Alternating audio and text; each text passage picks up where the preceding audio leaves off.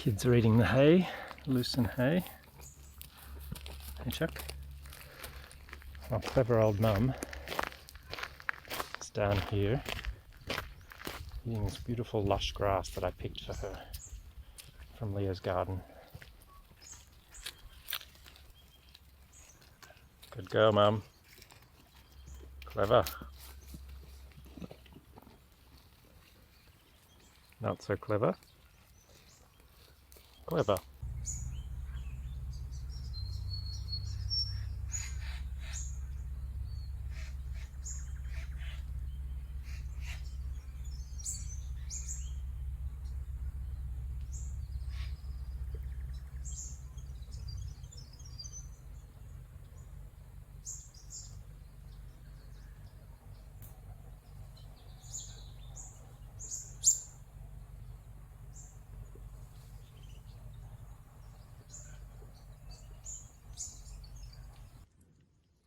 Can you see? Yep. You did.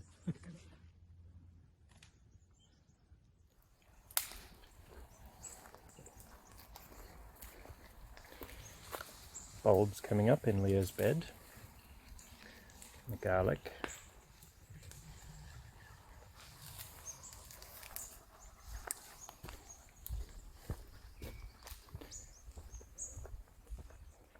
So the aim is still very much to continue thinning the eucalypt woodland in the sense of diversifying the trees that are growing within it and replacing eucalypt with other trees. And so obviously we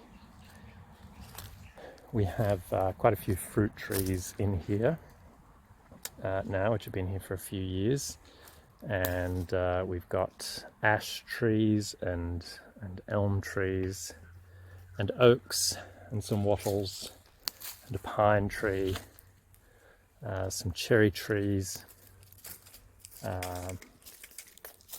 jacaranda. So there's definitely a few trees in here, some of which have been in.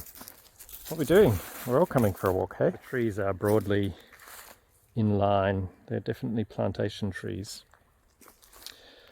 These first 3 rows here and this one here,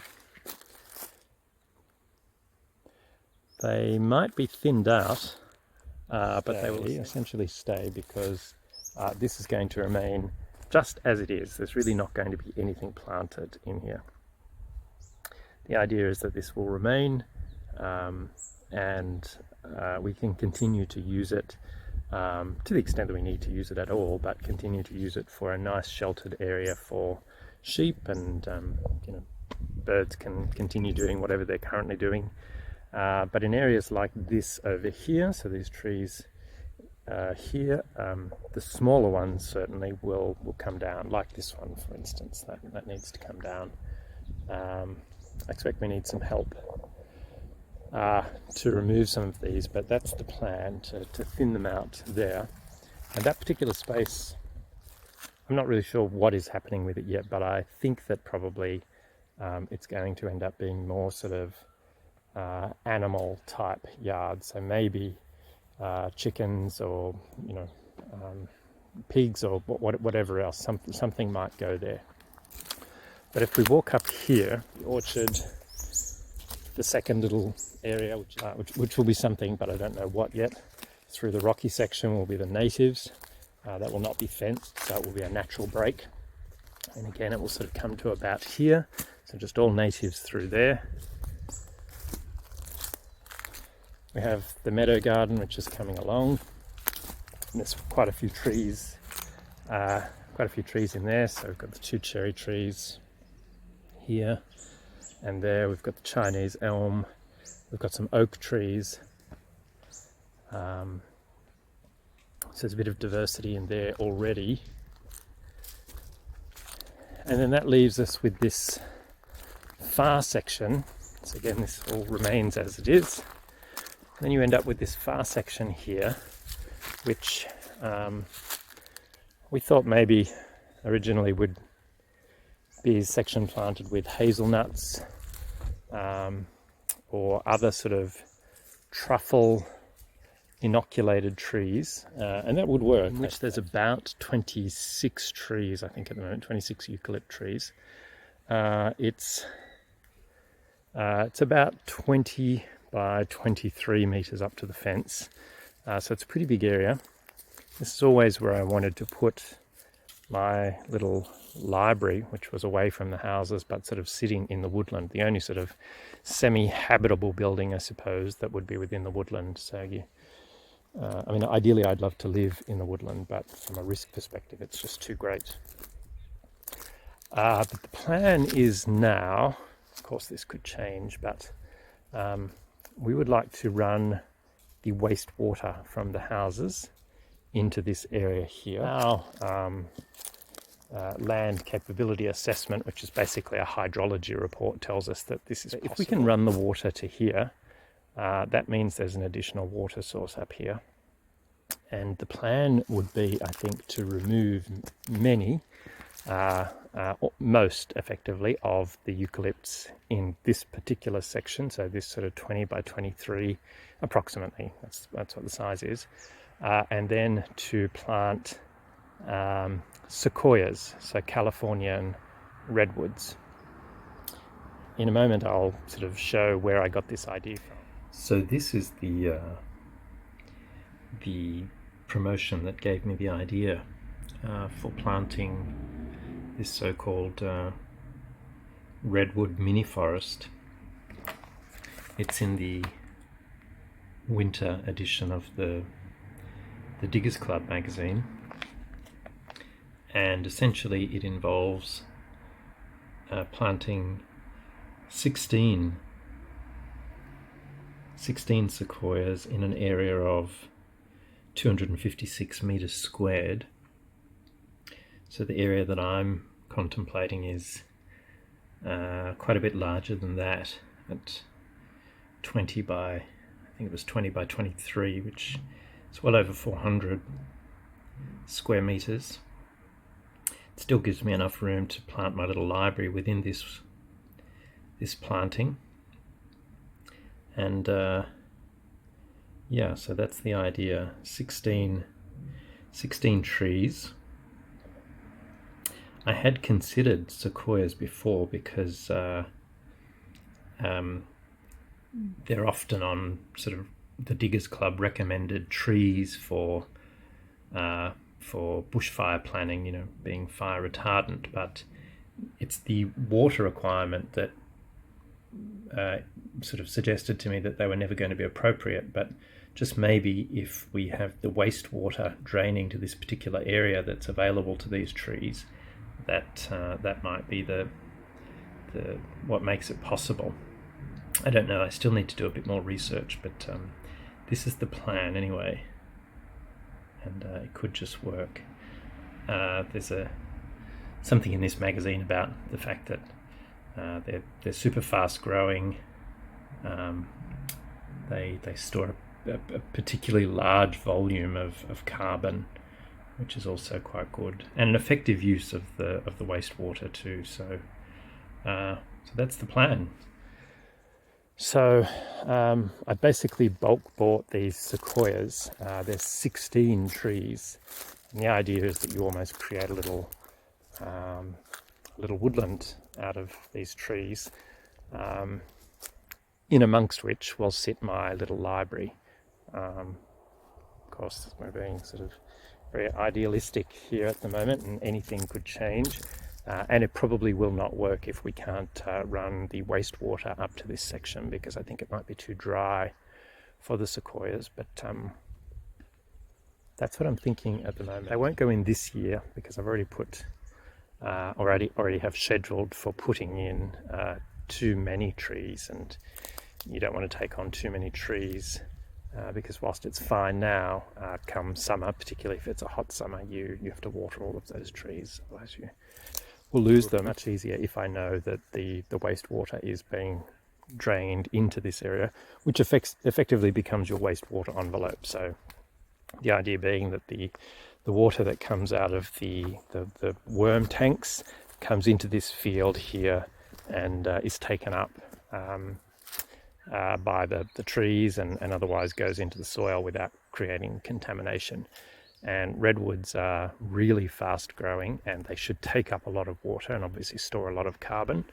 And I think they're otherwise a pretty suitable tree. I don't think they drop limbs as much. I don't think they're as susceptible to being blown over in storms as eucalypts are. And I think it could potentially be really quite beautiful and almost be a woodland within a woodland, if you like. And it still leaves quite a bit of eucalypt space all the way down here, which is, I don't know, maybe a quarter of an acre or something. So that's the plan at the moment. And as I always say, plans can change and do change, but for the most part, in general terms, what I sort of conceive happens in a fashion, even if it's not exactly as I sometimes explain in these videos, but it's just the way it goes. You kind of have to work with what you can do and with what you've got and what you can afford and timing and all the other stuff. So okay, little miss thing. Okay.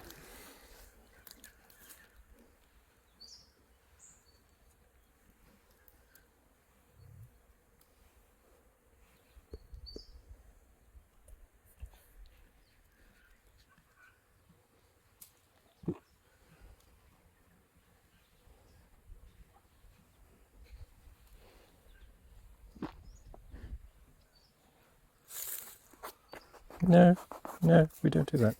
Thank you. We don't do that. Eat the stinging nettle. It's beautiful. Look.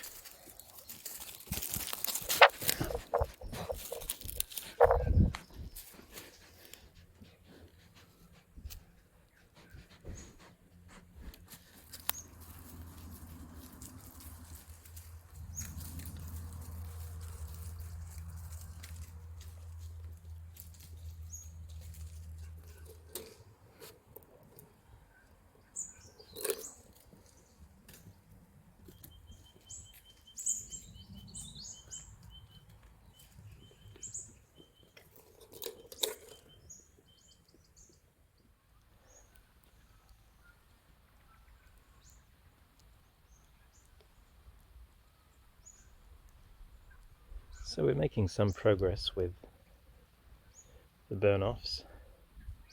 This is the third one for the season, and we still have a lot to go, including more material both at the front and up on the southern boundary, which is a lot of removed and dead blackberry, but we're getting somewhere. I enjoy it a lot, doing this, although I can't help but think that it's such a waste, really. I mean, right now we're having reports of scheduled brownouts and blackouts and phasing of electricity because the grid is under pressure, and we've got all this energy and carbon that we're releasing here, and it's really for naught. But of course it won't be once we or will be much less waste once we're here, because we hope to have a wood fire in one of our little cabins, so we can use it as a source of fuel, which will be great. So it's about 4 o'clock now, and it's a bit earlier than we would normally shut it down, but we need to go up and mark out where the central path is going to be from the main drive up to the southern corner, so up to where the electricity pit is, because on Monday the fellow that did the earthworks is actually coming back. He's going to put a load more fill down over the electricity trench just to make sure that there's enough soft material around the actual cable, and then I put a road base down, so we'll be able to walk up that middle section much easier. And whilst it won't be a driveway, it's not being constructed to driveway standards, in an emergency a vehicle could go out that southern corner. So now we have 3 vehicular entry and exits to and from the property, which I think is good from a safety perspective, certainly for emergency vehicles, just in case one or more of the exits becomes obstructed. It's been just such a beautiful winter day. Cool, very cool in the morning. I think it was about 3 degrees, our neighbour said, but it's about 7 when we got here, but cool and still and bright.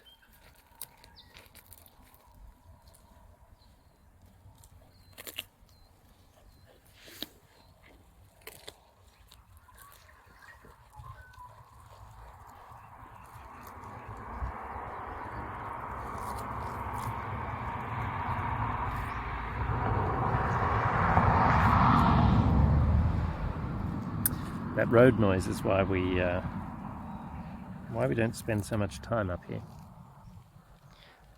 and why we didn't decide to build the house up here, which would have been much more cost effective in terms of the electricity connection, because it would have been 10 meters.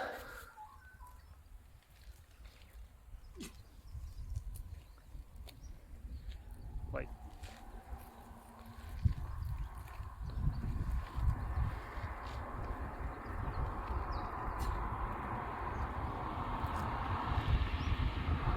So this is the section that it's okay, Chuck. It's okay, Chuck. Good sheep. I don't think the sheep come up here very often. I think they're fairly content in the woodland. So this is the section that's going to be